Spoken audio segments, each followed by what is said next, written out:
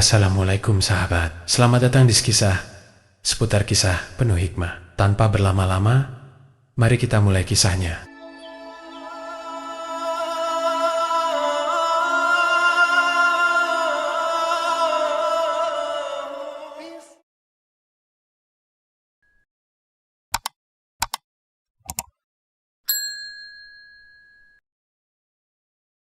Di pagi yang cerah, suara gesekan garpu dan pisau terdengar lembut di meja makan keluarga Hartono.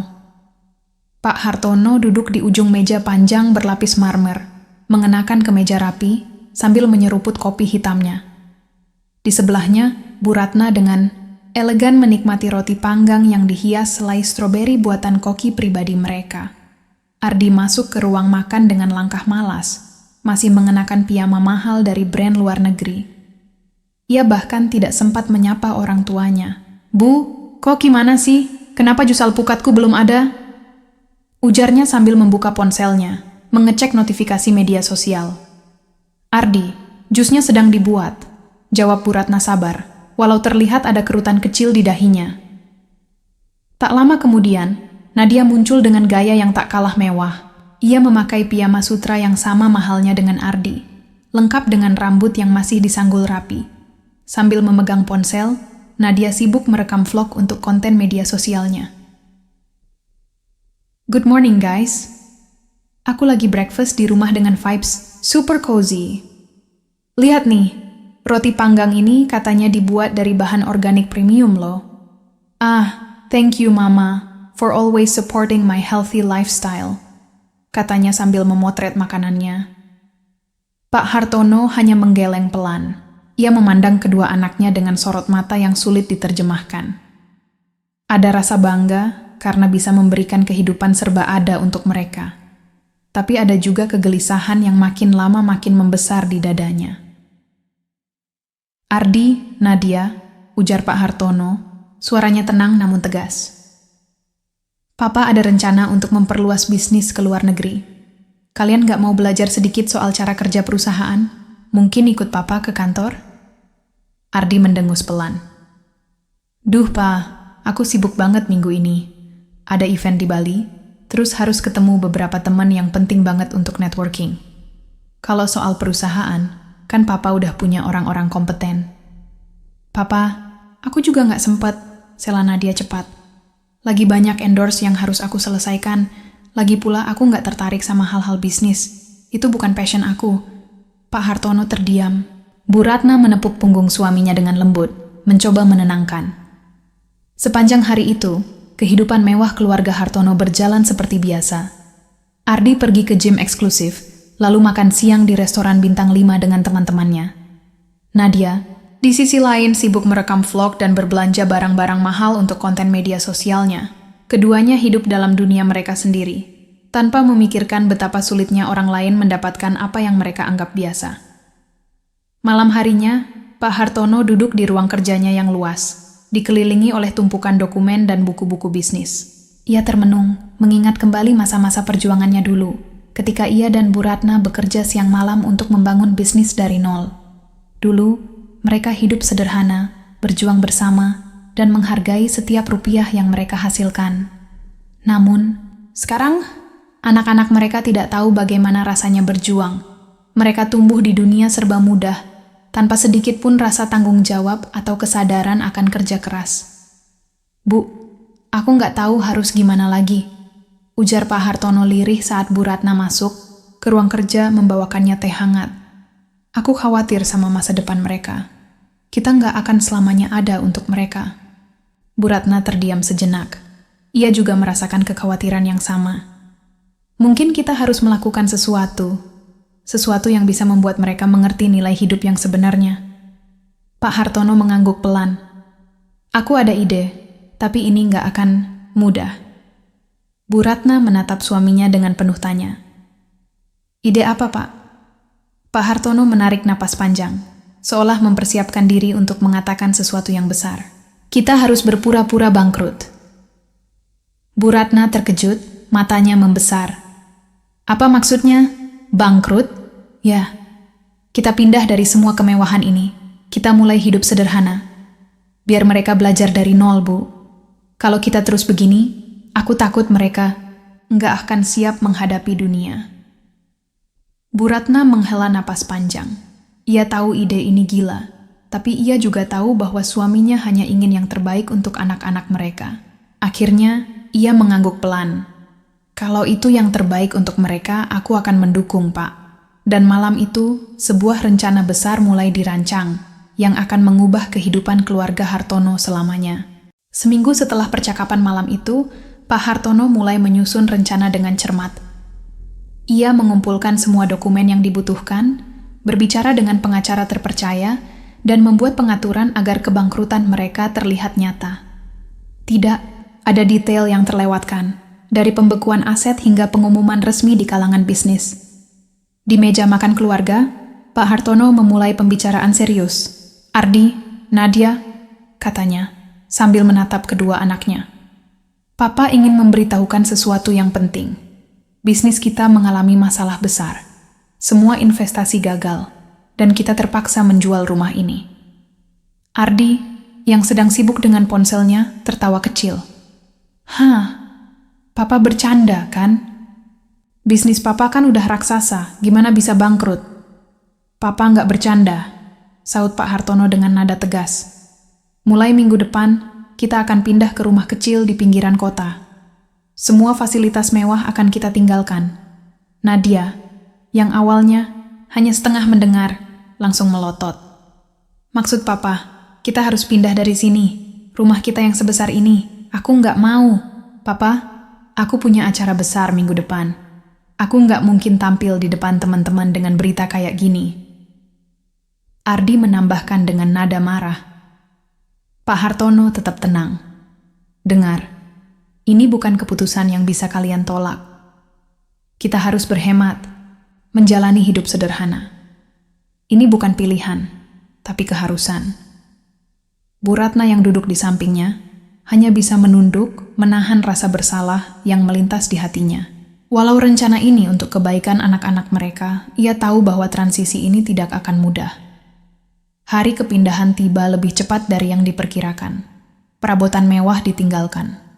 Mobil-mobil mahal digantikan oleh sebuah mobil tua yang hanya cukup untuk membawa barang-barang penting. Rumah mewah mereka ditinggalkan untuk sebuah rumah kecil dengan 3 kamar sederhana di pinggiran kota. Nadia menangis sepanjang perjalanan, sementara Ardi duduk diam dengan wajah kesal. Ketika sampai di rumah baru, Ardi langsung mengeluh. "Ini rumah apa sih? Kamar mandi aja cuman 1. Gimana aku bisa hidup kayak gini?" "Ardi, ini bukan tentang kenyamanan. Ini tentang bertahan hidup," jawab Pak Hartono dengan nada sabar. Di hari pertama, Ardi dan Nadia dibiarkan merasakan kehidupan baru mereka tanpa campur tangan orang tua. Tidak ada AC, tidak ada wifi cepat, bahkan tidak ada layanan pengantar makanan. Nadia bingung harus masak apa, karena tidak ada koki. Ardi, yang biasa diantar sopir kemana-mana, mendapati dirinya harus naik angkutan umum untuk pertama kalinya dalam hidupnya. Sementara itu, Pak Hartono mulai menjalankan bagian kedua dari rencananya. Ia dan Bu Ratna membuka warung kecil di pasar tradisional, menjual makanan ringan dan minuman. Pak Hartono ingin kedua anaknya melihat langsung bagaimana rasanya bekerja keras untuk setiap rupiah yang dihasilkan. Di malam hari, setelah seharian mengeluh, Nadia memberanikan diri bertanya, "Pak, beneran kita nggak ada uang lagi?" Pak Hartono menatap anak bungsunya dengan mata penuh arti. "Kamu lihat sendiri, Nadia. Kita sekarang harus memulai dari nol. Kalau kamu nggak bantu, Papa nggak yakin kita bisa bertahan." Nadia terdiam sementara Ardi mendengarkan dari sudut ruangan tanpa banyak bicara. Ada rasa tidak percaya di benak mereka, tapi perlahan-lahan realitas baru ini mulai terasa nyata. Hari itu, Nadia duduk di depan rumah, baru mereka sambil menggulung rambut dengan jari. Matanya menatap jalanan sepi di depan rumah yang jauh dari kata mewah. Suara anak-anak kecil bermain terdengar samar dari kejauhan. Pikirannya melayang ke kehidupannya yang dulu, rumah besar, pesta-pesta glamour, dan teman-temannya yang selalu memuji gaya hidupnya. Tiba-tiba, ponselnya bergetar. Notifikasi dari grup chat teman-temannya muncul. "Nadia, jadi nggak kita lunch bareng minggu depan? Restoran di hotel itu baru buka loh. Nadia terdiam. Ia tak mungkin jujur tentang kondisi keluarganya sekarang. Dengan ragu, ia mengetik balasan.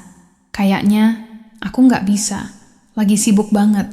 Namun salah satu temannya Vina membalas dengan cepat. Kamu sibuk banget sih sekarang? Jangan-jangan kamu pindah rumah ya? Kok nggak pernah update soal rumah kamu lagi di IG? Nadia merasa jantungnya berdegup kencang. Ia tidak tahu harus menjawab apa. Sebelum sempat mengetik, suara motor berhenti di depan rumah kecil mereka. Ternyata, Vina datang bersama beberapa teman. "Surprise!" seru Vina sambil tertawa kecil. Ia turun dari motor dengan gaya santai namun tetap modis. "Aku tadi lewat daerah sini, nggak sengaja lihat rumah kamu. Pikir-pikir mampir aja." Nadia langsung pucat. Kamu nggak bilang mau ke sini." Vina melirik rumah kecil itu dengan alis terangkat. "Ini rumah kamu sekarang? Kok sederhana banget?" Teman-temannya, yang juga ikut turun dari motor, mulai melihat-lihat dengan ekspresi bingung. Salah satu dari mereka berbisik, tapi cukup keras untuk terdengar. "Ini beneran rumah Nadia, bukannya keluarganya konglomerat?" Nadia merasa seperti ditelanjangi. Wajahnya memerah, tapi ia mencoba tersenyum. "Iya, kami lagi ada masalah keuangan. Sementara tinggal di sini dulu." Vina menatap Nadia dengan mata penuh rasa ingin tahu, tapi tak lama ia tersenyum lebar. "Ya, ampun Nadia. Aku kira kamu pindah ke luar negeri soalnya nggak pernah update lagi. Tapi ya udah, nggak apa-apa. Yang penting kita masih bisa nongkrong bareng, kan?" Nadia hanya bisa mengangguk, walau di dalam hatinya terasa sakit. Ia tahu Vina dan teman-temannya mungkin tidak akan pernah memandangnya sama lagi. Setelah teman-temannya pergi, Nadia masuk ke rumah dan membanting pintu kamar. Air matanya mengalir deras. Ia merasa terhina dan kecewa, bukan hanya pada teman-temannya, tapi juga pada keadaan keluarganya. Bu Ratna mengetuk pintu kamar pelan. "Nadia, boleh Mama masuk?" "Enggak, Ma. Aku mau sendiri," jawab Nadia. Suaranya serak. Namun, Bu Ratna tetap masuk dan duduk di tepi ranjang Nadia. Ia menepuk bahu anak perempuannya dengan lembut. "Mama tahu ini berat buat kamu. Tapi kadang kita harus kehilangan sesuatu untuk belajar menghargai apa yang benar-benar penting." Nadia tidak menjawab, hanya memalingkan wajahnya. Kata-kata ibunya terasa jauh dari apa yang ia ingin dengar. Malam itu, Pak Hartono mengumpulkan semua anggota keluarga di ruang tamu kecil mereka. "Papa tahu hari ini berat buat kamu, Nadia," ujarnya. "Tapi, ini adalah bagian dari perjalanan kita. Apa yang teman-teman kamu pikirkan tentang kamu, itu nggak penting. Yang penting adalah, kamu tahu siapa diri kamu sebenarnya." Nadia hanya menatap ayahnya dengan mata berkaca-kaca. Ia ingin protes, ingin marah, tapi tak tahu bagaimana mengatakannya. Sementara itu, Ardi hanya duduk diam sambil memainkan ponselnya. Meski tak berkata apa-apa, ia mulai merasa bahwa perubahan ini jauh lebih sulit dari yang ia bayangkan. Pagi itu, Nadia duduk di teras rumah kecil mereka, masih belum terbiasa dengan suasana baru. Suara ayam berkokok dan obrolan tetangga yang ramah terasa asing baginya. Biasanya, ia terbangun oleh suara lembut pelayan yang mengetuk pintu untuk membawakan sarapan.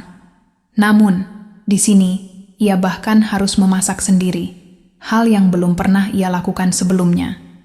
Nadia menatap ponselnya. Notifikasi media sosial penuh dengan unggahan teman-temannya yang memamerkan liburan di pantai, koleksi tas baru, dan makan malam di restoran mewah.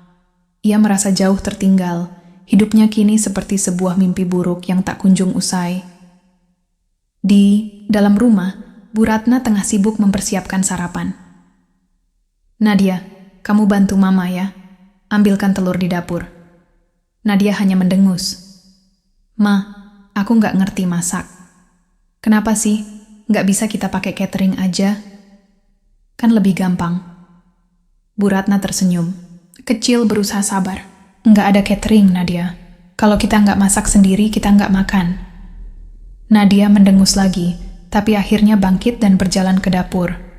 Ia membuka lemari kecil yang penuh dengan bahan makanan sederhana, lalu mengambil telur sambil menggerutu pelan. Sementara itu, Ardi masih bergelut dengan realitas barunya.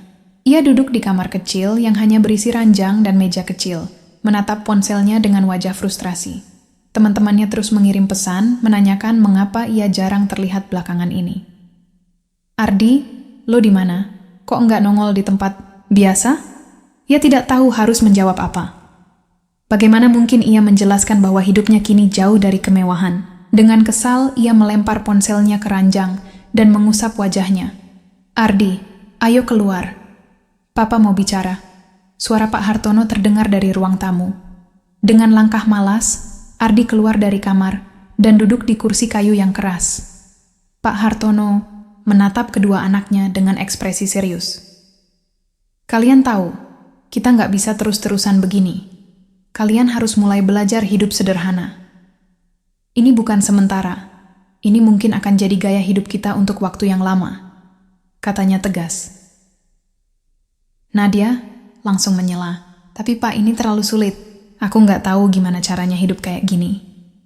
"Papa nggak minta kalian langsung terbiasa," jawab Pak Hartono. "Tapi kalian harus mulai mencoba.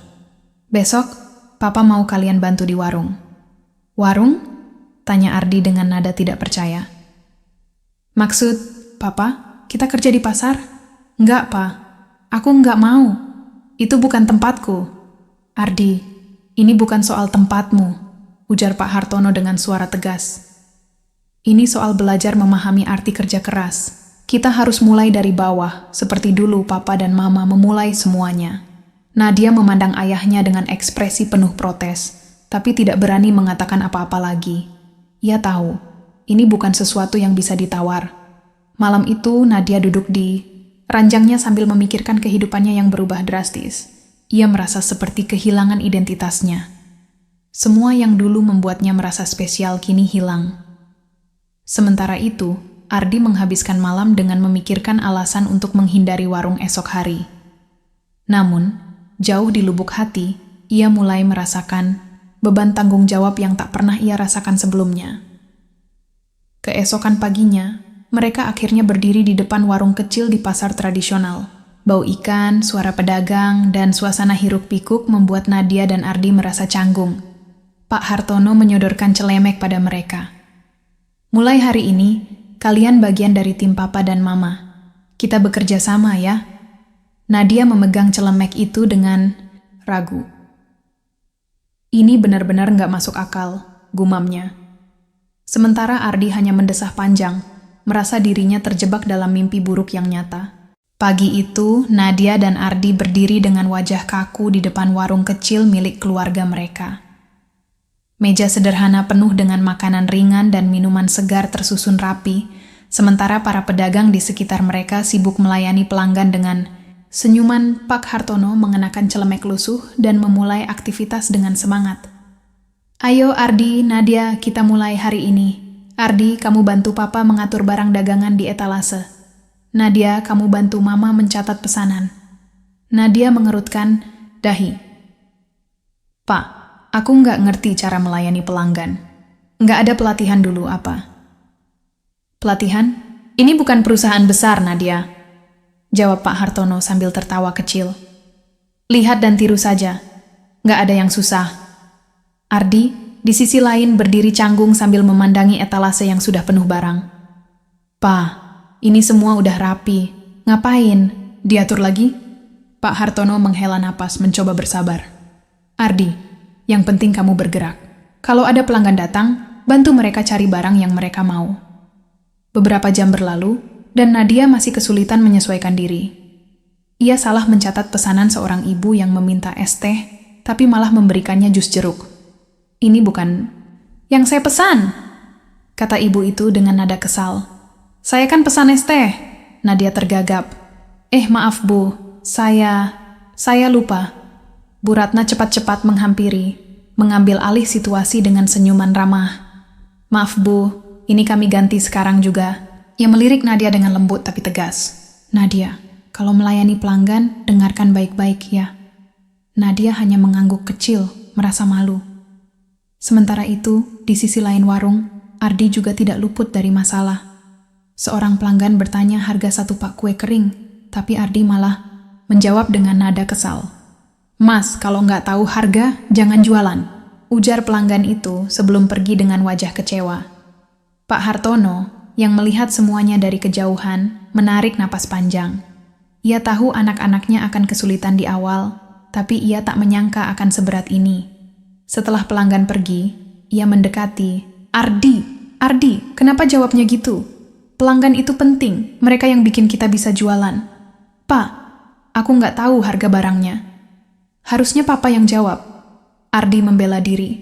"Kalau nggak tahu, tanya Papa atau Mama. Tapi nggak boleh marah ke pelanggan," ujar Pak Hartono tegas. Ardi hanya mendengus pelan, lalu kembali duduk di sudut warung sambil memandangi ponselnya. Siang itu, suasana warung terasa tegang. Nadia dan Ardi sama-sama terlihat tidak nyaman. Mereka merasa pekerjaan ini bukan untuk mereka, apalagi harus menghadapi pelanggan yang bermacam-macam karakternya. Namun, Bu Ratna tidak menyerah. Ia mencoba mengajari Nadia cara mencatat pesanan dengan benar dan menenangkan Ardi yang tampak frustasi. "Kalian mungkin merasa ini sulit sekarang, tapi lama-lama pasti terbiasa," katanya dengan senyuman lembut. Pak Hartono, yang mendengar ucapan istrinya, ikut menambahkan, "Kalian mungkin merasa malu atau kesal. Tapi ingat, semua orang punya awal. Papa dan Mama juga dulu pernah di posisi ini." Nadia menatap ayahnya dengan mata berkaca-kaca. "Tapi Pa, ini terlalu sulit buat kami. Kita nggak terbiasa hidup kayak gini." "Justru karena itu Papa mau kalian belajar," jawab Pak Hartono. "Kehidupan nggak selalu tentang kemewahan, Nadia. Kadang kita harus tahu rasanya berada di bawah, supaya kita bisa menghargai apa yang kita miliki." Malam itu, setelah warung tutup, Nadia dan Ardi duduk di meja makan kecil sambil menatap lantai. Tubuh mereka lelah, dan kepala mereka penuh dengan pikiran.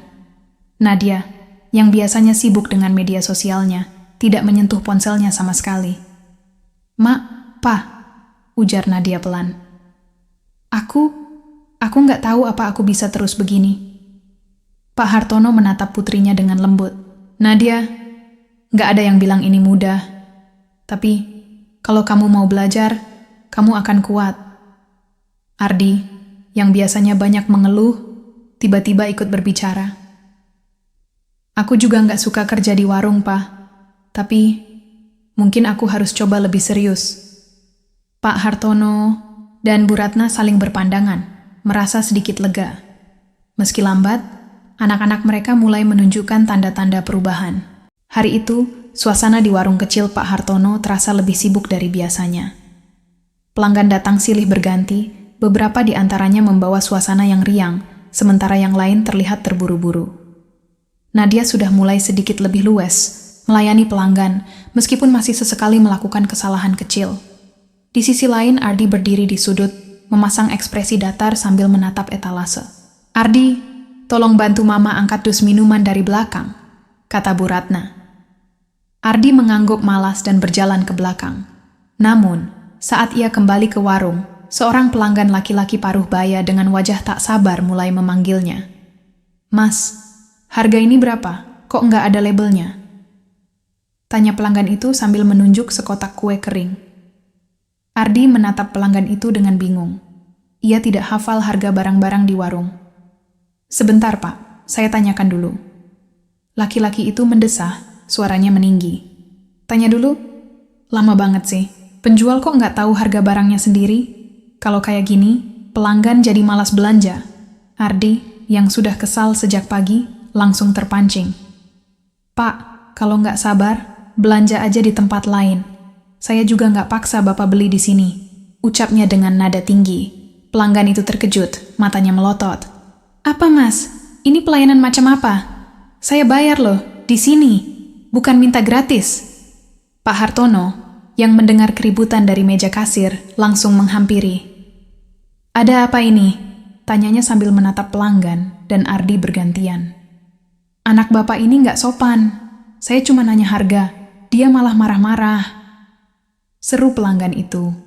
Pak Hartono menatap Ardi tajam. Ardi, kamu nggak boleh bicara begitu ke pelanggan.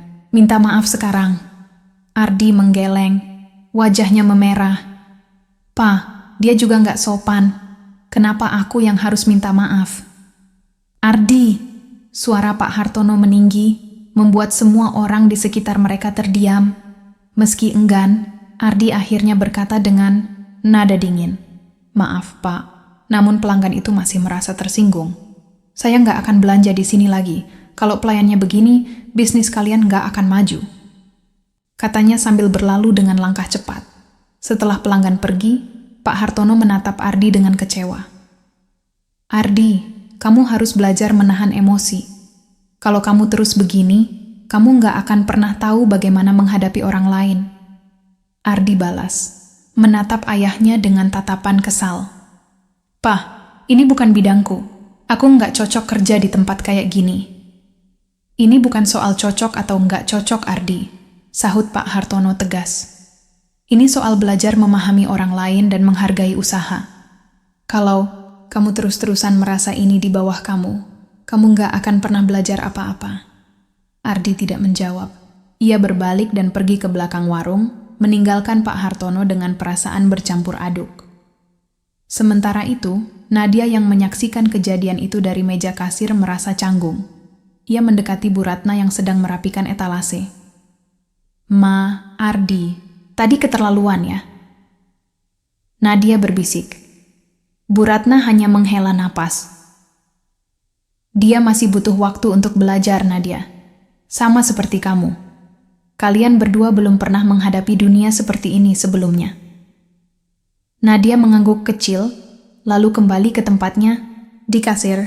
Meski masih merasa sulit, ia mulai menyadari bahwa pekerjaan ini mengajarkan sesuatu yang tak pernah ia dapatkan sebelumnya. Kesabaran. Malam harinya, di rumah kecil mereka, suasana makan malam terasa sunyi. Ardi duduk dengan wajah murung, sementara Nadia sibuk menyendok nasi tanpa bicara. Pak Hartono akhirnya memecah keheningan. Ardi, katanya, Papa tahu ini berat buat kamu. Tapi kalau kamu mau belajar membuka diri, semuanya akan terasa lebih mudah. Ardi mendesah. Pa, aku cuma nggak tahu apa gunanya semua ini. Aku merasa kita nggak ada di tempat yang seharusnya. Pak Hartono tersenyum kecil. Justru itu, kadang kita harus keluar dari tempat nyaman kita untuk melihat hidup dari sudut pandang yang berbeda. Kalau kamu terus mengeluh, kamu nggak akan pernah sampai kemana-mana. Meskipun masih kesal, Ardi mulai memikirkan kata-kata ayahnya. Ia tahu, jauh di lubuk hatinya, ada kebenaran dalam ucapan itu. Namun, menerima kenyataan dan berubah bukanlah hal yang mudah baginya. Pagi itu, warung kecil Pak Hartono sudah mulai sibuk. Pelanggan datang bergantian, membeli jajanan pasar, minuman dingin, dan beberapa makanan ringan lainnya. Nadia, yang mulai sedikit terbiasa dengan rutinitasnya, berdiri di belakang meja kasir, mencoba terlihat sigap. Meski ada rasa malas yang masih menghantuinya, ia berusaha menekan perasaannya. Sementara itu, Bu Ratna sibuk menyiapkan gorengan di belakang, dan Ardi membantu mengangkat dus minuman ke rak depan. Suasana tampak terkendali, hingga datang seorang pelanggan tetap, seorang ibu paruh baya yang biasa membeli dalam jumlah banyak. Ibu mau pesan lagi. Ya, untuk acara pengajian minggu depan, kata pelanggan itu. Kali ini lebih banyak, tolong dicatat ya Mbak Nadia. Nadia dengan percaya diri mengambil buku catatan pesanan dan mulai mencatat. Ia menuliskan jumlah makanan dan minuman yang dipesan dengan rapi. Semua pesanannya sama seperti minggu lalu kan Bu? Tanya Nadia sambil tersenyum. Iya, betul. Tapi tambah 20 bungkus lemper sama 10 kotak pastel, ya. Jawab ibu itu.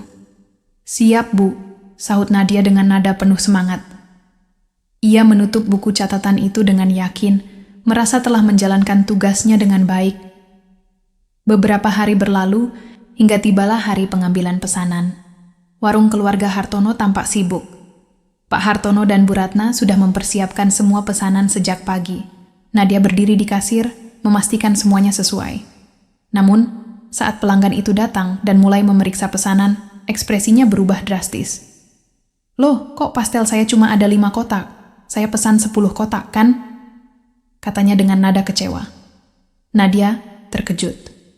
Ia buru-buru membuka buku catatan pesanan dan baru menyadari kesalahannya. Ia lupa menuliskan tambahan 5 kotak pastel yang diminta oleh ibu itu. "Ah, maaf Bu," ujar Nadia gugup.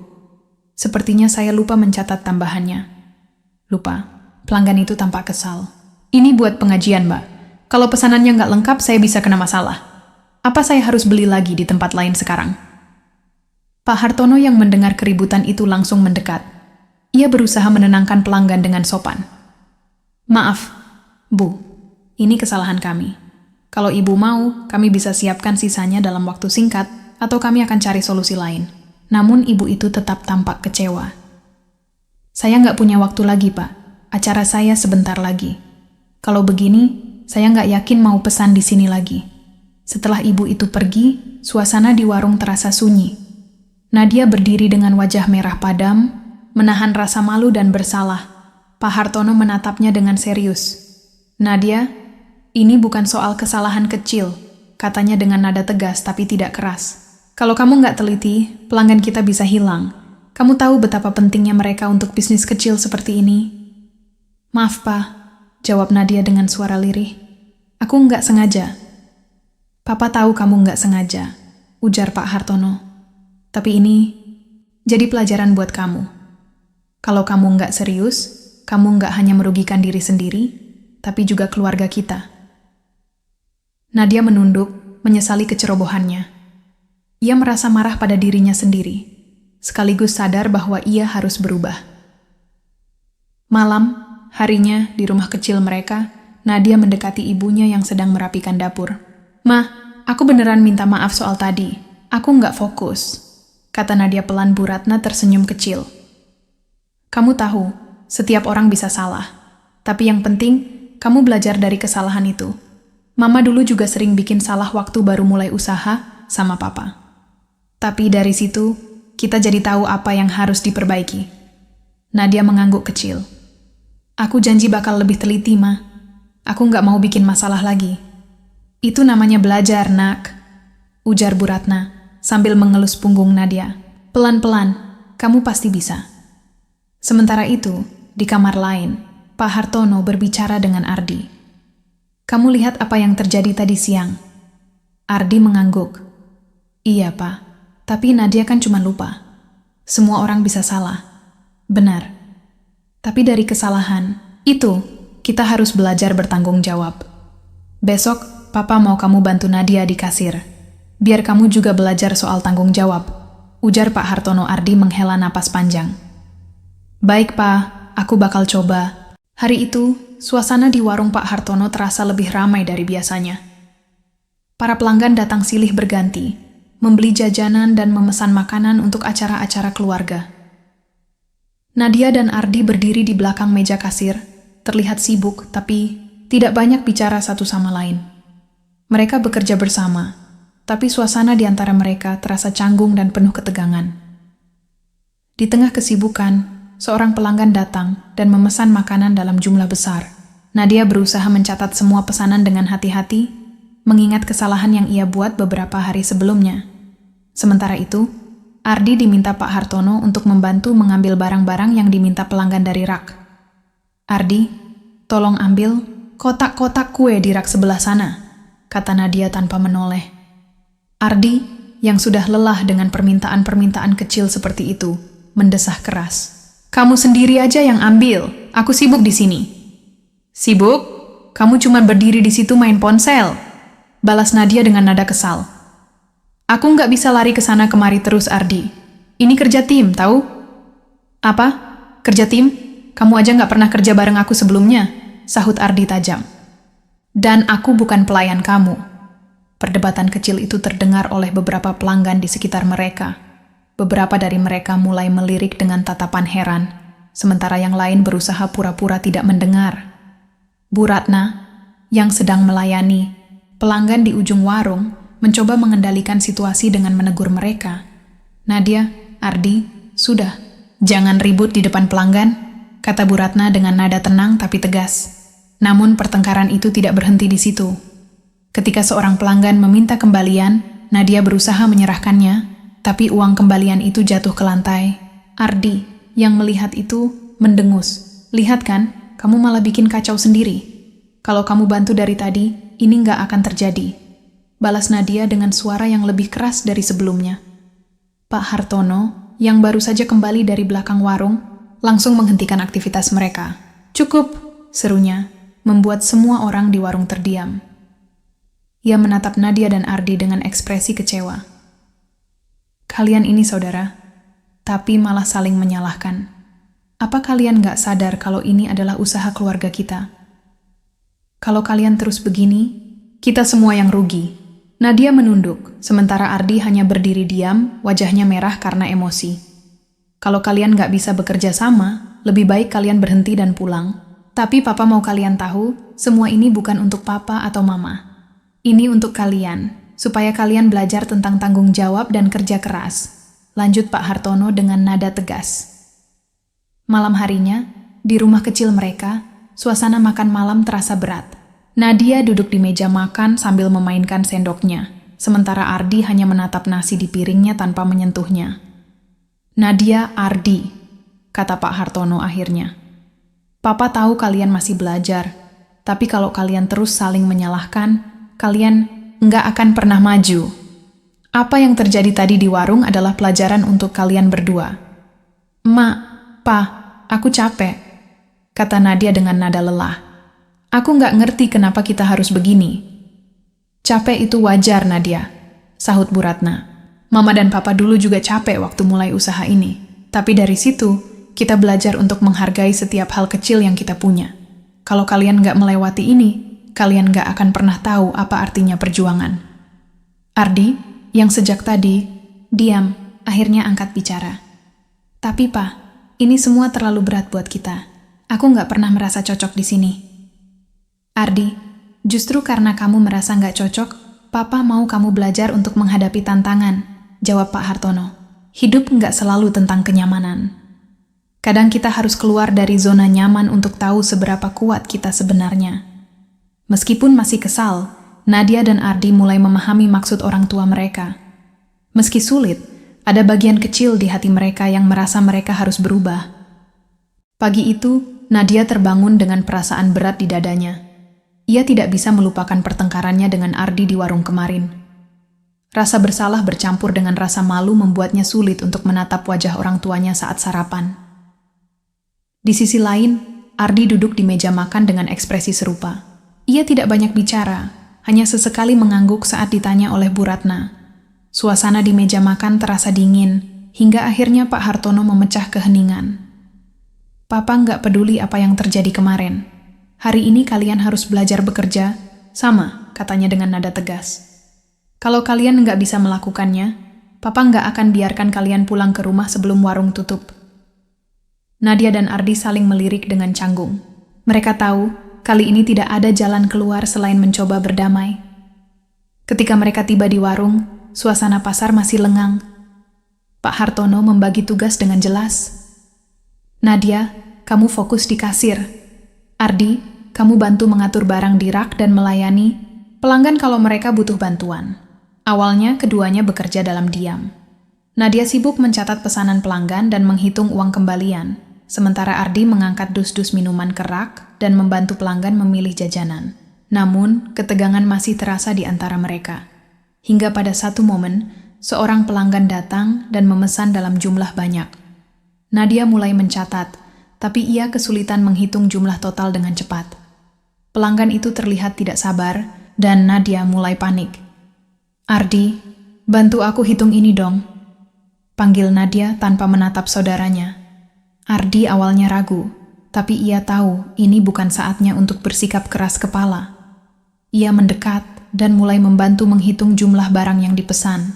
Pelanggan. Dalam beberapa menit, mereka berhasil menyelesaikan pesanan itu dengan cepat. Terima kasih Mas dan Mbak, cepat banget kerjanya, puji pelanggan itu sebelum pergi. Nadia menoleh ke Ardi dan tersenyum kecil. Makasih, Di. Kalau tadi aku sendiri pasti lama banget selesainya. Ardi mengangguk. meskipun wajahnya tetap datar. Iya, nggak apa-apa, tapi lain kali coba catat lebih jelas biar nggak ribet. Nadia tahu itu sindiran, tapi kali ini ia memilih untuk tidak membalas. Ia hanya tersenyum tipis dan kembali ke meja kasir. Sepanjang hari itu mereka mulai menunjukkan perubahan. Meski masih ada momen canggung, Nadia dan Ardi perlahan mulai bekerja sebagai tim. Saat Nadia kesulitan menangani pelanggan yang cerewet, Ardi dengan sigap membantu memberikan saran. Sebaliknya, ketika Ardi lupa harga salah satu barang, Nadia dengan cepat membantunya mengingatkan. Pak Hartono dan Bu Ratna mengamati mereka dari kejauhan, saling bertukar pandang dengan senyum kecil. Sepertinya mereka mulai belajar, bisik Bu. Ratna, masih panjang jalannya, jawab Pak Hartono pelan. Tapi ini awal yang baik.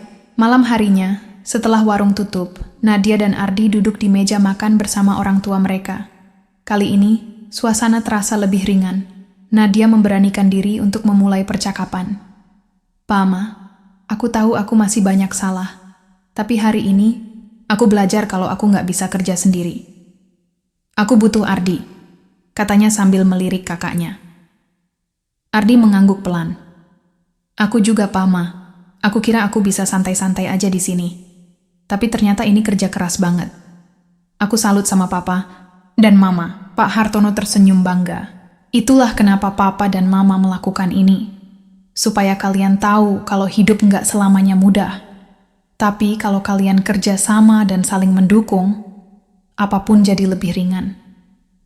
Malam itu, untuk pertama kalinya dalam beberapa minggu, keluarga itu makan malam dengan tawa kecil dan senyuman yang tulus. Hari itu, warung kecil keluarga Hartono mulai ramai sejak pagi. Nadia dan Ardi bekerja dengan lebih kompak dibandingkan sebelumnya. Mereka mulai menemukan ritme kerja yang membuat suasana di warung terasa lebih teratur. Namun, di tengah kesibukan, itu seorang pria paruh baya dengan jaket lusuh masuk ke warung dan mendekati etalase. "Mas, Mbak, saya mau beli ini," kata pria itu sambil menunjuk beberapa makanan ringan di rak. "Oh, dan tambahkan 2 botol minuman ini." Nadia, yang sedang di kasir, langsung mencatat pesanan pria itu dan menghitung total belanjaannya. "Semua jadi 50.000, Pak," katanya dengan nada ramah. Pria itu mengangguk dan mengeluarkan uang dari kantongnya. Namun, saat menyerahkan uang, Nadia merasa ada yang aneh. Uang kertas yang diberikan pria itu terlihat lecek dan warna serta teksturnya sedikit berbeda dari biasanya. "Sebentar, Pak," ujar Nadia sambil memeriksa uang itu lebih dekat. Ia mulai curiga bahwa uang tersebut palsu. Melihat reaksi Nadia, pria itu tersenyum kecil. "Kenapa, Mbak? Ada masalah?" Nadia ragu sejenak sebelum menjawab. "Pak, ini uangnya kelihatan gak asli.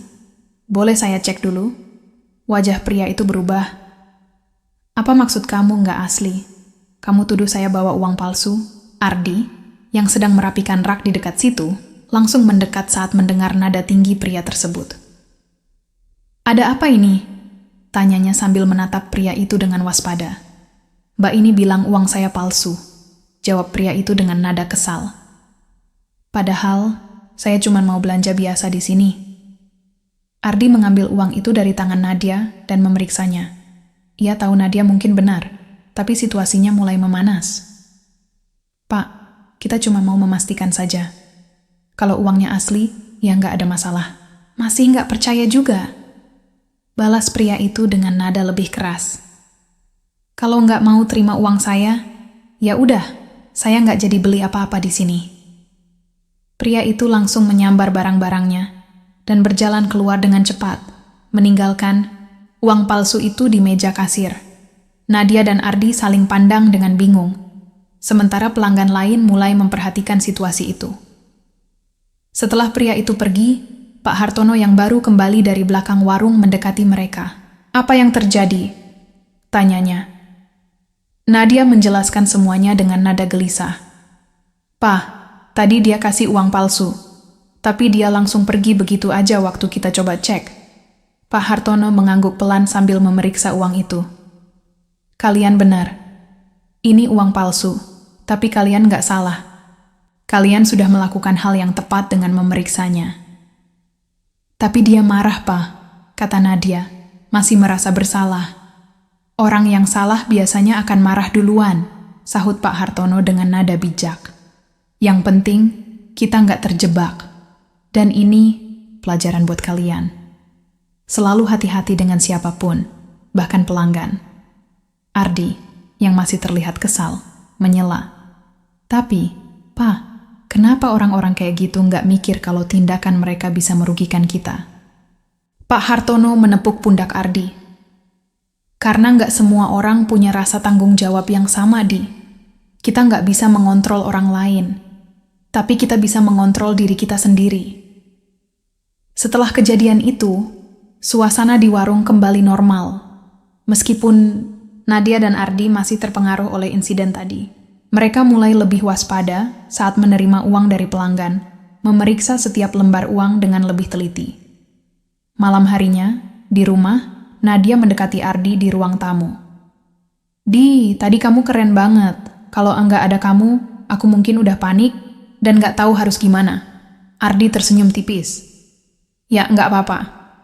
Aku cuman nggak suka kalau ada orang yang ngerugiin keluarga kita. Kamu benar, sahut Nadia. Aku juga harus belajar lebih tegas kayak kamu. Pak Hartono yang mendengar percakapan mereka merasa lega. Meski insiden itu cukup mengecewakan, ia tahu anak-anaknya sedang belajar menghadapi dunia yang sebenarnya. Dan itu adalah tujuan utama dari rencana besar mereka. Pagi itu, Nadia dan Ardi terbangun lebih awal dari biasanya.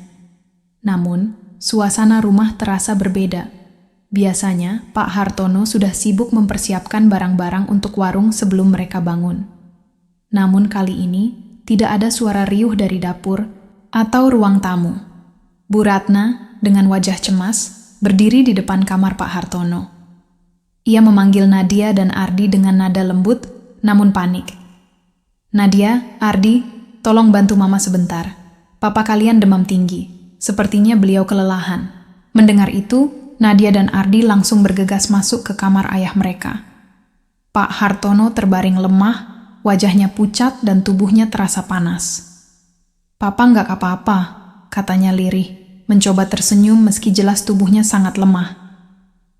Kalian nggak usah khawatir. Cuman kecapekan sedikit. Tapi Pa, kalau Papa sakit, siapa yang urus warung? Tanya Nadia dengan nada panik. Bu Ratna menghela napas panjang. Hari ini, kalian berdua yang mengelola warung. Mama harus di rumah menjaga Papa. Nadia dan Ardi saling pandang, merasa bingung sekaligus cemas. Selama ini, mereka bekerja di bawah arahan Pak Hartono. Tanpa ayah mereka harus mengelola semuanya sendiri. Warung itu terasa lebih sepi dari biasanya saat Nadia dan Ardi mulai membuka etalase dan menata barang dagangan. Mereka bekerja dengan canggung, saling memberi perintah tapi tanpa koordinasi. Yang jelas, Di, kamu atur rak minuman dulu, kata Nadia sambil menata meja kasir. Ardi mengangguk, meskipun dalam hati ia merasa tidak tahu harus mulai dari mana. Setelah semua siap, pelanggan pertama datang. Seorang ibu yang biasa membeli jajanan pasar untuk anak-anaknya. Nadia melayaninya dengan senyum gugup, sementara Ardi berdiri di belakang, memperhatikan. Totalnya 30.000, Bu, kata Nadia, sambil menghitung uang kembalian. Namun, tak lama kemudian, antrean mulai terbentuk. Pelanggan terus berdatangan, dan Nadia mulai kewalahan menangani semuanya sendiri. Ardi, yang awalnya hanya diam, akhirnya turun tangan. Aku bantu ambil pesanan, Nat, katanya. Syukurlah, jawab Nadia lega. Tolong yang ini dulu, ya. Ibu itu pesan 2 botol minuman dingin sama 10 bungkus risol. Ardi bergerak cepat mengambil pesanan itu. Perlahan-lahan mereka mulai menemukan ritme kerja sama yang lebih baik. Meskipun tidak sempurna, mereka berhasil melayani pelanggan dengan cukup baik. Di tengah kesibukan, datanglah seorang pelanggan baru. Seorang pria muda yang membawa daftar pesanan untuk acara kantornya. Ia ingin memesan dalam jumlah besar, 10 kotak jajanan pasar, 30 botol minuman, dan beberapa makanan ringan lainnya. Kapan diambilnya, Mas? Tanya Nadia. Sore ini, jam 4. Bisa, kan? Jawab pria itu dengan nada yakin. Nadia terdiam, merasa ragu. Pesanan sebanyak itu biasanya dikelola oleh Pak Hartono yang sudah berpengalaman. Namun, ia tahu ini adalah kesempatan besar untuk warung mereka. "Bisa, Mas," jawab Nadia akhirnya. "Kami siapkan semuanya." Ardi menatap adiknya dengan ekspresi terkejut. "Nad, yakin bisa siap secepat itu? Kita harus bisa, Di," jawab Nadia tegas. "Papa selalu bilang kita nggak boleh buang kesempatan." Ardi menghela napas, tapi akhirnya mengangguk. "Baiklah, kita coba." Siang itu menjadi ujian terbesar bagi Nadia dan Ardi. Mereka harus bekerja lebih keras dari sebelumnya untuk menyiapkan semua pesanan tepat waktu. Nadia fokus mencatat dan mengatur barang, sementara Ardi sibuk mengambil stok dan memastikan jumlahnya sesuai. Namun, masalah muncul ketika mereka menyadari stok jajanan pasar mereka tidak cukup. Nadia panik, sementara Ardi mencoba berpikir cepat. "Kita Beli lagi ke pasar sekarang. Aku yang pergi," kata Ardi sambil mengambil helm. "Tapi Di, kalau kamu pergi, aku sendiri di sini," kata Nadia. "Kita nggak punya pilihan." "Kamu bisa, Nad," jawab Ardi yakin. Nadia mengangguk meski hatinya gelisah. Ia tahu ini adalah kesempatan untuk membuktikan dirinya. Menjelang sore, Ardi kembali dengan stok yang cukup untuk melengkapi pesanan. Dengan sisa tenaga mereka, Nadia dan Ardi berhasil menyelesaikan semuanya tepat waktu. Ketika pelanggan itu datang, pesanan telah siap, dan ia tampak puas. "Terima kasih banyak ya. Servis kalian bagus banget," katanya sebelum pergi. Nadia dan Ardi saling pandang dengan senyum lega. Meskipun tubuh mereka lelah, ada rasa bangga yang menyelinap di hati mereka. Malam harinya, mereka pulang ke rumah dengan cerita tentang hari yang penuh perjuangan. Pak Hartono, meskipun masih lemah, mendengarkan cerita mereka dengan senyum bangga. "Kalian berhasil," katanya pelan. "Papa tahu kalian bisa." "Terima kasih, Pak," kata Nadia. "Kita baru sadar kalau kerja keras Papa selama ini nggak pernah mudah." Ardi mengangguk. "Bener, Pak.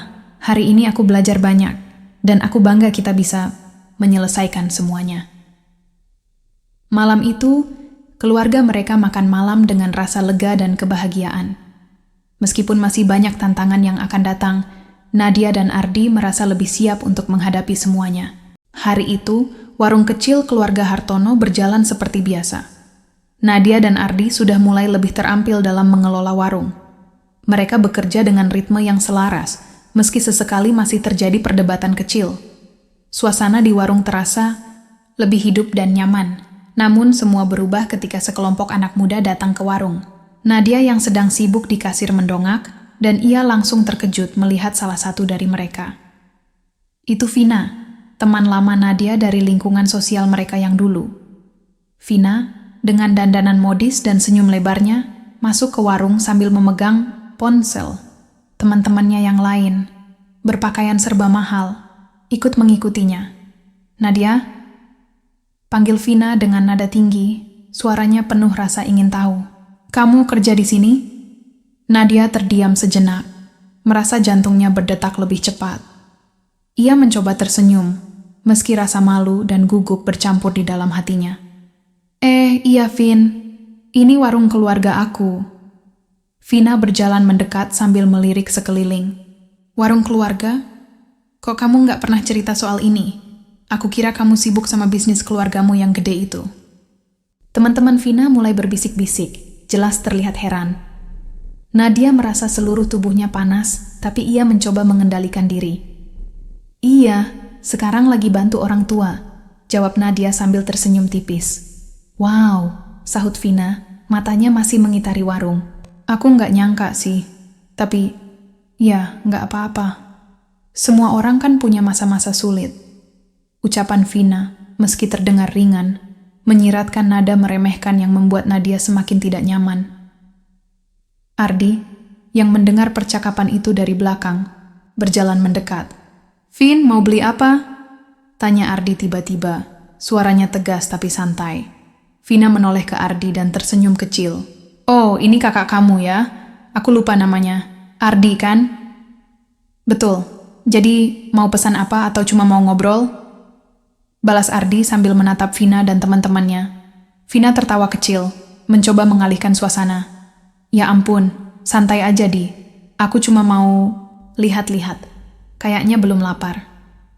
Setelah beberapa menit, Vina dan teman-temannya pergi tanpa membeli apa-apa. Namun, sebelum pergi, Vina sempat berkata, "Kalau ada waktu, kita nongkrong bareng lagi, ya. Aku kangen sama kamu, Nat."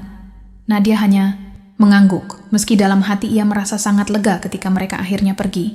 Setelah pintu warung tertutup, ia menghela napas panjang. Di sela-sela menata barang, Ardi mendekati Nadia. "Kenapa kamu tadi diam aja waktu dia ngomong kayak gitu? Apa maksud kamu?" tanya Nadia dengan nada bingung. "Dia jelas-jelas meremehkan kita, Nat," jawab Ardi. "Kamu harusnya nggak biarin dia ngomong begitu." Nadia terdiam sejenak. "Aku tahu, Di, tapi aku nggak mau bikin keributan. Lagi pula, apa yang bisa aku bilang? Mereka benar, hidup kita sekarang jauh beda dari dulu." Ardi menatap adiknya dengan serius. "Tapi kita nggak perlu malu. Kita lagi berusaha dan itu yang penting." Nadia hanya mengangguk kecil. Kata-kata Ardi menyentuh hatinya, meski ia masih merasa sulit menerima kenyataan bahwa teman-temannya melihatnya dalam situasi seperti ini. Malam itu, saat mereka makan malam, Nadia menceritakan kejadian di warung kepada orang tuanya.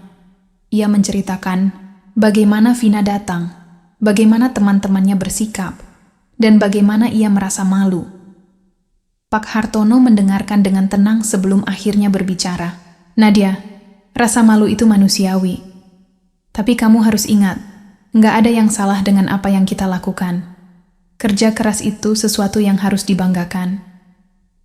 Bu Ratna menambahkan, "Teman sejati akan tetap menghargai kamu, apapun kondisinya. Kalau mereka nggak bisa terima kamu apa adanya, mereka bukan teman yang baik." Nadia terdiam sejenak, merenungkan kata-kata kedua orang tuanya. Ia menyadari bahwa rasa malunya mungkin tidak seharusnya menghalanginya untuk menghargai perjuangan keluarganya. Sejak pertemuan dengan Vina dan teman-temannya, Nadia merasa pikirannya terus dipenuhi oleh rasa malu dan tidak percaya diri. Namun, kata-kata Ardi dan orang tuanya terus terngiang-ngiang. Kerja keras itu harus dibanggakan. Mungkin benar, pikir Nadia. Tapi bagaimana caranya agar ia benar-benar merasa bangga tanpa terus-menerus merasa dinilai oleh orang lain? Hari itu, Nadia memutuskan untuk mencoba sesuatu yang berbeda. Ketika ia melihat seorang pelanggan muda yang datang bersama anak kecil, ia menyapa dengan ramah dan menawarkan bantuan, sesuatu yang biasanya hanya dilakukan oleh Bu Ratna atau Pak Hartono. "Selamat pagi, Bu. Mau cari apa hari ini?" tanyanya dengan senyum lebar. "Oh, saya mau pesan jajanan buat acara ulang tahun anak saya minggu depan. Bisa pesan di sini?" tanya ibu itu.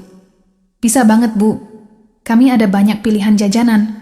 Mau saya bantu pilihkan sesuai tema?" jawab Nadia antusias. Ibu itu tampak senang. Ia akhirnya memesan banyak jajanan, dari risol hingga pastel, semuanya untuk acara ulang tahun anaknya. Nadia dengan sigap mencatat setiap detail pesanan dan memberikan saran yang membuat ibu itu semakin percaya. "Terima kasih, Mbak. Saya nggak nyangka pelayanannya sebagus ini. Nanti saya rekomendasikan ke teman-teman saya juga ya," kata ibu itu sebelum pergi. Nadia tersenyum puas. Untuk pertama kalinya, ia merasa kepercayaan dirinya tumbuh. Bukan dari apa yang dipikirkan orang lain tentangnya, tapi dari apa yang bisa ia lakukan. Sejak hari itu, Nadia mulai merasa lebih nyaman dengan pekerjaannya di warung. Ia menyadari bahwa setiap interaksi dengan pelanggan adalah kesempatan untuk belajar dan berkembang. Ia mulai mengenal pelanggan tetap, mengingat pesanan favorit mereka, dan bahkan berbincang ringan dengan mereka. Di saat yang sama, ia juga mulai melihat Ardi dengan cara yang berbeda. Kakaknya, yang dulu selalu ia anggap keras kepala, ternyata punya semangat yang sama untuk melindungi keluarga mereka. Ketika mereka bekerja bersama, Nadia merasakan bahwa mereka bisa saling melengkapi. "Di, aku pikir kamu benar," kata Nadia suatu sore setelah warung tutup. "Benar soal apa?" tanya Ardi sambil melipat celemeknya. "Soal nggak perlu malu. Aku mulai ngerti, apa yang kita lakukan ini lebih berharga daripada sekadar kelihatan keren di depan orang lain." Ardi tersenyum kecil. Akhirnya kamu sadar juga. Beberapa hari kemudian Vina datang lagi ke warung, kali ini sendirian. Nadia yang sedang merapikan rak melihatnya dan langsung tersenyum, kali ini tanpa rasa malu. "Hai Vin, mau pesan sesuatu?" tanyanya dengan nada santai. Vina tampak sedikit terkejut dengan perubahan sikap Nadia. "Kamu kelihatan beda sekarang, Nat. Kayaknya lebih percaya diri." Nadia tertawa kecil.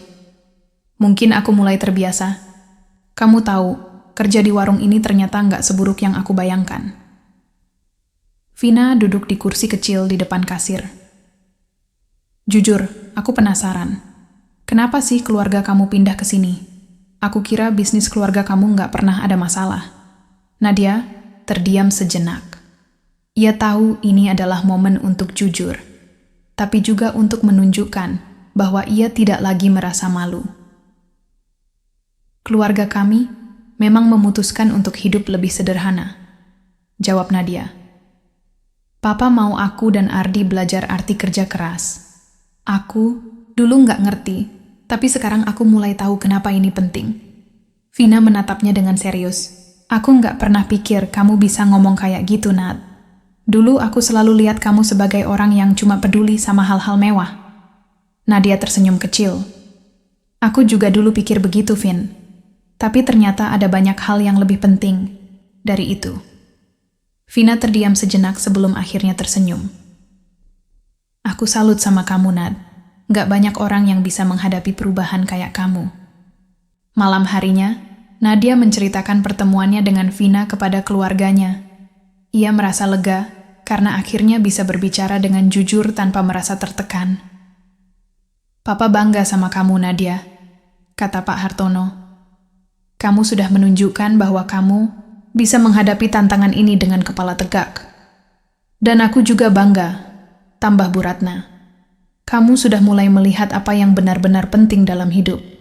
Nadia tersenyum, merasa hatinya hangat. Ia tahu perjalanan ini belum selesai, tapi ia juga tahu bahwa ia sudah mengambil langkah besar menuju perubahan yang lebih baik. Pagi itu, suasana di rumah keluarga Hartono terasa lebih santai daripada biasanya. Warung kecil mereka mulai berjalan lebih lancar berkat kerjasama Nadia dan Ardi yang semakin baik. Namun, di balik ketenangan itu, Pak Hartono terlihat gelisah. Ia mondar-mandir di ruang tamu, sesekali menatap keluar jendela dengan ekspresi bimbang. Bu Ratna, yang duduk di meja makan, memperhatikan suaminya. "Pak, apa kamu yakin mau bilang sekarang?" tanyanya lembut. Pak Hartono menghela napas panjang. "Ini waktunya, Bu. Mereka sudah cukup dewasa untuk mengerti."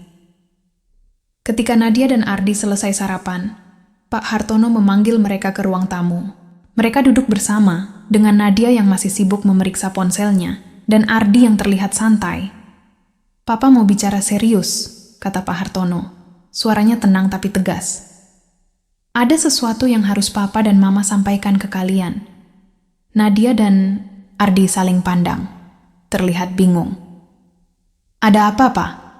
tanya Nadia. Pak Hartono terdiam sejenak sebelum melanjutkan. "Selama ini, kalian tahu kita hidup sederhana karena bisnis kita bangkrut. Tapi kenyataannya, bisnis kita tidak pernah bangkrut." Ruangan itu langsung sunyi. Nadia dan Ardi membeku di tempat mereka duduk, sulit mencerna apa yang baru saja mereka dengar. "Apa maksud Papa?" tanya Ardi, suaranya terdengar ragu. "Kami berpura-pura bangkrut," jawab Pak Hartono jujur. "Papa dan Mama melakukan ini untuk mendidik kalian. Kami ingin kalian mengerti nilai kerja keras, tanggung jawab, dan menghargai apa yang kalian punya." Wajah Nadia berubah merah. Ia langsung berdiri dari kursinya. "Jadi semua ini cuma kebohongan? Papa dan Mama sengaja bikin kita menderita?" "Nadia, ini bukan soal penderitaan," sahut Bu Ratna lembut. "Kami melakukannya karena kami ingin kalian tumbuh menjadi pribadi yang lebih kuat dan mandiri. Hidup kalian sebelumnya terlalu mudah, dan kami takut itu akan merugikan kalian di masa depan." "Tapi Ma, kalian nggak bisa bohongin kami kayak gini," balas Nadia, matanya berkaca-kaca. "Aku malu, aku harus kehilangan teman-teman, aku harus kerja, keras setiap hari, dan ternyata semua ini cuman eksperimen? Ardi, meskipun lebih tenang, terlihat jelas merasa dikhianati. Pak, Ma, aku ngerti kalau kalian punya niat baik. Tapi, apa nggak ada cara lain? Apa harus dengan pura-pura bangkrut? Pak Hartono menatap anak-anaknya dengan penuh rasa bersalah. Papa tahu ini tidak mudah buat kalian. Tapi lihatlah diri kalian sekarang. Kalian telah berubah. Kalian belajar menghargai setiap rupiah yang kalian dapatkan, dan kalian mulai memahami arti kerja sama. Papa pikir itu alasan yang cukup untuk kebohongan sebesar ini?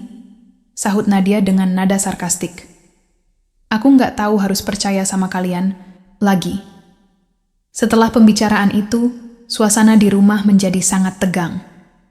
Nadia mengunci diri di kamar, menangis diam-diam.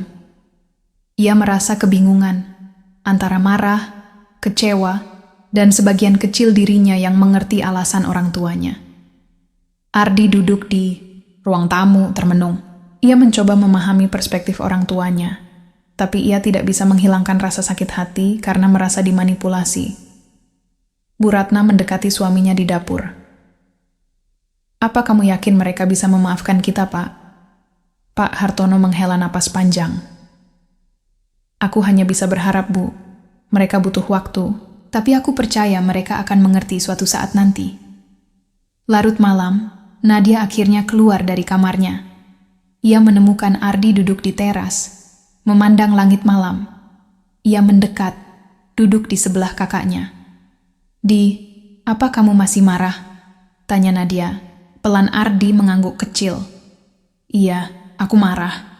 Tapi di sisi lain, aku ngerti kenapa mereka lakukan ini. Kita memang berubah.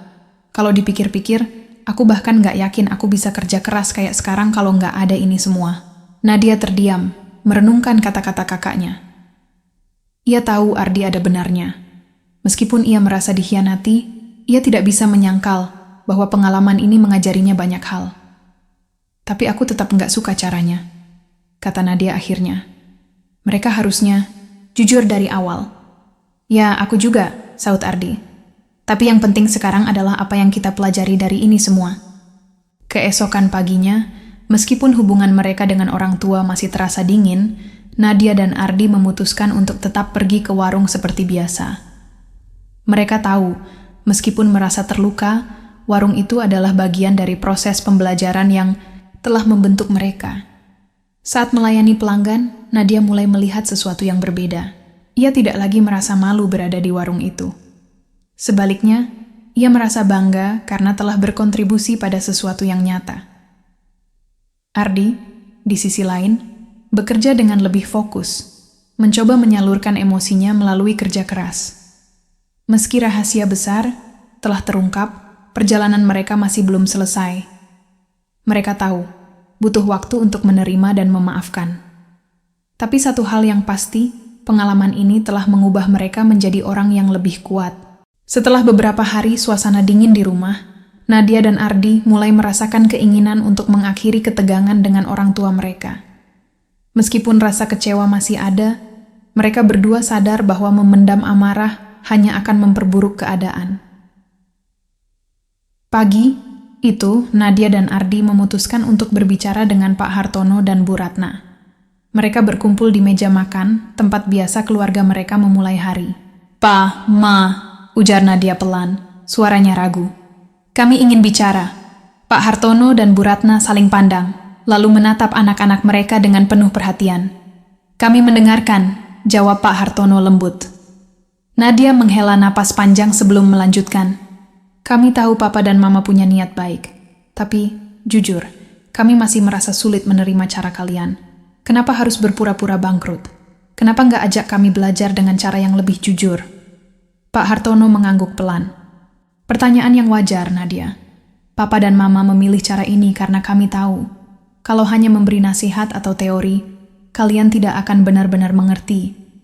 Kami ingin kalian merasakan langsung bagaimana rasanya bekerja keras dari nol, supaya kalian bisa menghargai perjuangan." Ardi, yang biasanya lebih emosional, kali ini berbicara dengan tenang.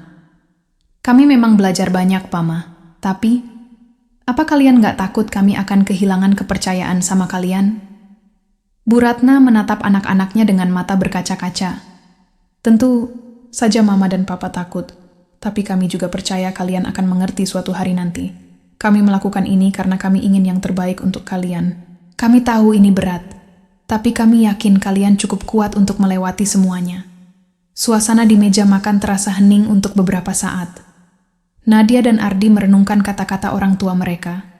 Meskipun rasa sakit hati masih ada, mereka mulai melihat gambaran yang lebih besar. "Pa, Ma," kata Nadia akhirnya. "Aku masih marah, tapi aku juga nggak bisa bohong kalau pengalaman ini membuatku lebih dewasa. Aku belajar banyak, dan aku jadi lebih menghargai semua yang kita punya." Ardi mengangguk setuju. "Aku juga. Dulu aku pikir hidup cuma tentang gaya hidup dan status. Tapi sekarang, aku tahu kalau kerja keras itu punya arti lebih besar daripada itu semua." Pak Hartono tersenyum lega. "Papa dan Mama tahu ini tidak mudah untuk kalian. Tapi kalian sudah membuktikan bahwa kalian bisa melewati semuanya. Kami bangga pada kalian." Hari itu, keluarga Hartono memutuskan untuk mencoba memulai lembaran baru. Nadia dan Ardi, meskipun belum sepenuhnya pulih dari rasa kecewa, memilih untuk memberi orang tua mereka kesempatan untuk membangun kembali kepercayaan. Di warung, mereka mulai bekerja dengan semangat baru. Nadia mulai mengembangkan ide-ide kreatif untuk menarik pelanggan baru, seperti menambahkan menu minuman segar yang kekinian. Sementara itu, Ardi mencoba meningkatkan efisiensi dalam mengatur stok barang. Kalau kita bikin promo paket jajanan buat acara keluarga, kayaknya bakal menarik deh," kata Nadia suatu hari. "Itu ide bagus, Nad. Kita coba aja. Aku bisa bantu hitung biayanya," balas Ardi. Pak Hartono dan Bu Ratna yang memperhatikan dari belakang merasa terharu melihat anak-anak mereka bekerja dengan antusias. Meski perjalanan ini penuh tantangan, mereka tahu bahwa keputusan mereka telah membuahkan hasil. Malam itu, untuk pertama kalinya sejak rahasia mereka terbongkar, keluarga Hartono menghabiskan waktu bersama dengan penuh tawa. Mereka duduk di ruang tamu kecil mereka, berbicara tentang mimpi-mimpi baru dan rencana masa depan. "Pama," ujar Nadia tiba-tiba, "aku masih mau tahu lebih banyak soal bisnis keluarga kita yang sebenarnya. Kalau aku ikut belajar nanti, boleh, kan?" Pak Hartono tersenyum lebar. "Tentu saja, Nadia. Papa akan senang sekali kalau kamu ikut terlibat." Ardi ikut menambahkan, "Aku juga, Pa. Tapi mungkin aku lebih tertarik belajar tentang strategi pemasaran. Kayaknya seru kalau aku bisa bantu kalian memperluas bisnis." Pak Hartono dan Bu Ratna saling pandang, merasa bahagia melihat anak-anak mereka memiliki semangat baru. Malam itu, mereka merasa seperti keluarga yang lebih utuh daripada sebelumnya. Setelah beberapa minggu sejak rahasia kebangkrutan palsu terungkap, Nadia dan Ardi merasa semakin dekat dengan orang tua mereka. Namun, di balik hubungan yang membaik, masih ada pertanyaan yang belum terjawab. Suatu malam, saat keluarga Hartono duduk santai di ruang tamu setelah makan malam, Nadia memberanikan diri untuk bertanya. "Pama," kata Nadia sambil menatap kedua orang tuanya. "Aku masih penasaran soal rumah dan usaha kita dulu. Apa yang sebenarnya terjadi dengan semua itu? Maksudku, kalian benar-benar meninggalkan semuanya cuma untuk mendidik kami?" Pak Hartono terdiam sejenak, menyesap teh hangatnya sebelum menjawab. "Sebenarnya, semua itu masih ada, Nat. Rumah kita yang dulu tidak dijual, hanya kami sewakan untuk sementara.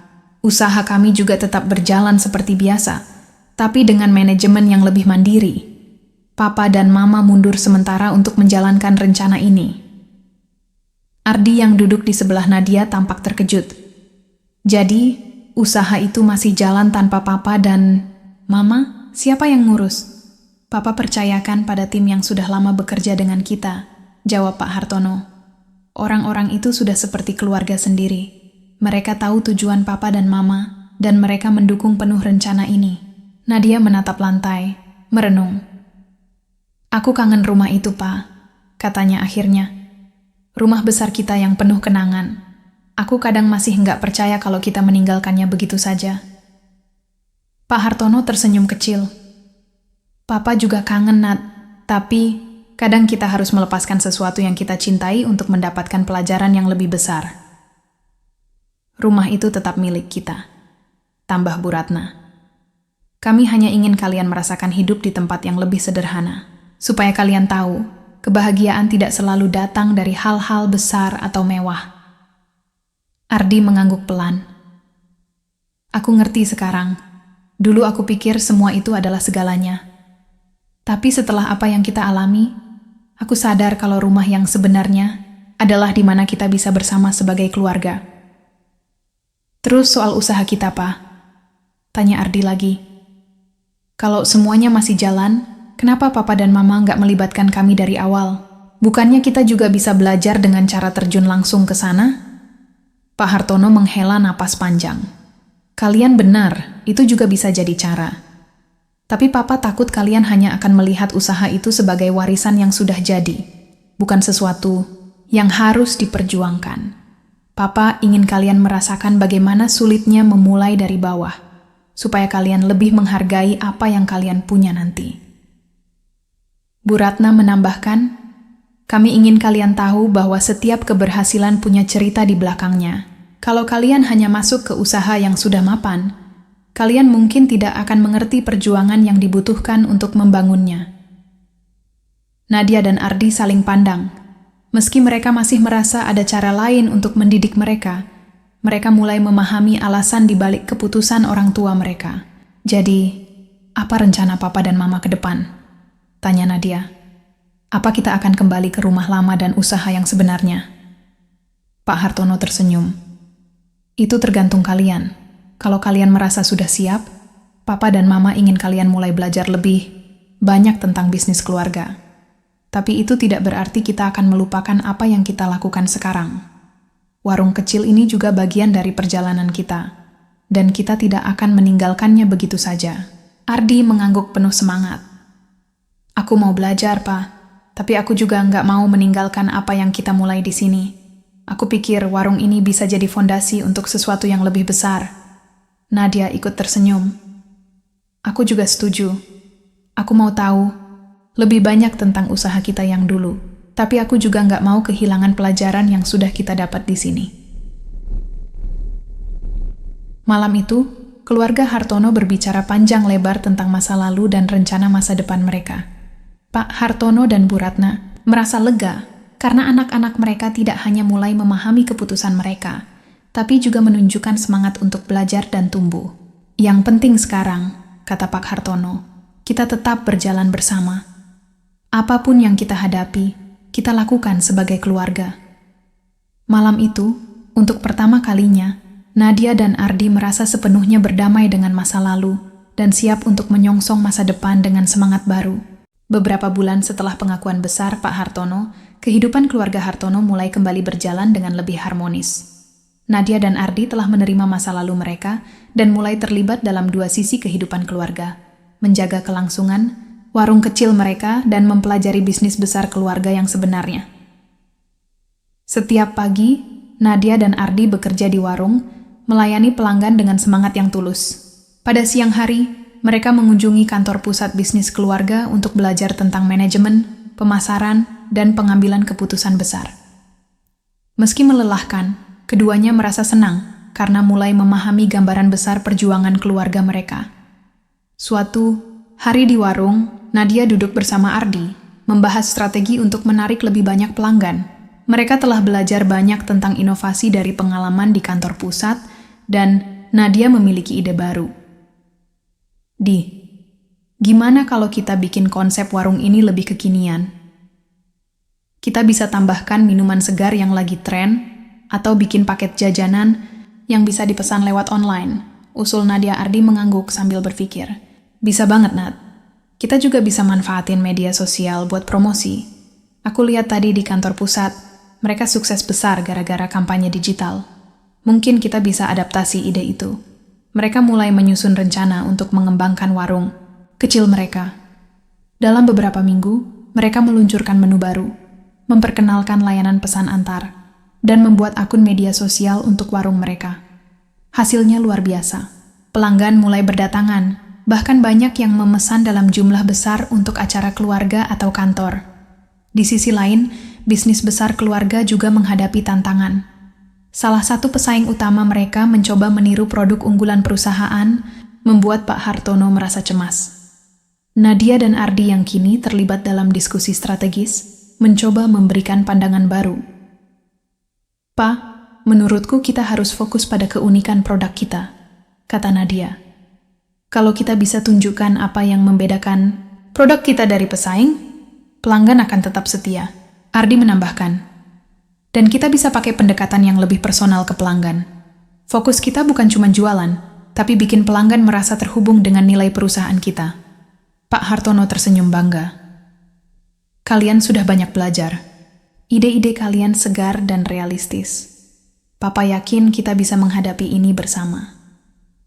Dengan strategi baru yang dikembangkan bersama Nadia dan Ardi, perusahaan berhasil mempertahankan kepercayaan pelanggan dan bahkan menarik pasar baru. Dalam beberapa bulan, warung kecil mereka juga berkembang pesat. Dengan bantuan ide-ide yang mereka pelajari dari bisnis besar keluarga, warung itu menjadi tempat yang ramai dan disukai oleh pelanggan. Nadia dan Ardi merasa bangga karena berhasil membuktikan bahwa dua dunia yang awalnya terasa terpisah kini bisa bersatu. Aku nggak pernah nyangka kita bisa sampai di sini," kata Nadia suatu sore saat mereka menutup warung. "Aku juga, Nat. Dulu aku pikir warung ini cuma cobaan berat, tapi sekarang ini jadi bagian penting dari hidup kita," jawab Ardi sambil tersenyum. Pak Hartono dan Bu Ratna, yang datang untuk melihat warung mereka sore itu, memandang anak-anak mereka dengan rasa bangga yang mendalam. "Kalian sudah membuktikan bahwa kerja keras, meskipun dimulai dari sesuatu yang kecil, bisa menghasilkan sesuatu yang besar," kata Pak Hartono. "Kami sangat bangga pada kalian," tambah Bu Ratna. "Kalian telah menunjukkan bahwa warisan yang sebenarnya bukanlah harta, tapi nilai-nilai yang kita tanamkan." Keluarga Hartono kini menjadi lebih erat daripada sebelumnya. Mereka tidak hanya berhasil mengatasi tantangan bersama, tapi juga menemukan cara untuk menggabungkan kekuatan dari pengalaman mereka di warung kecil dengan strategi bisnis besar. Warung kecil mereka kini menjadi inspirasi bagi banyak orang, termasuk pelanggan yang terinspirasi oleh cerita perjuangan mereka. Sementara itu, bisnis besar keluarga mereka tetap berdiri kokoh, dengan Nadia dan Ardi siap mengambil peran lebih besar di masa depan. Di sebuah malam yang tenang, keluarga Hartono duduk bersama di ruang tamu rumah kecil mereka, berbicara tentang rencana masa depan. Meskipun mereka tahu perjalanan ke depan tidak akan selalu mudah, mereka yakin bisa menghadapi semuanya bersama. "Yang penting kita tetap bersama," kata Pak Hartono. "Karena itu yang membuat kita kuat, dan dengan itu, mereka melangkah menuju masa depan dengan semangat baru, siap untuk menghadapi apapun yang datang." Sekian kisah dari kami.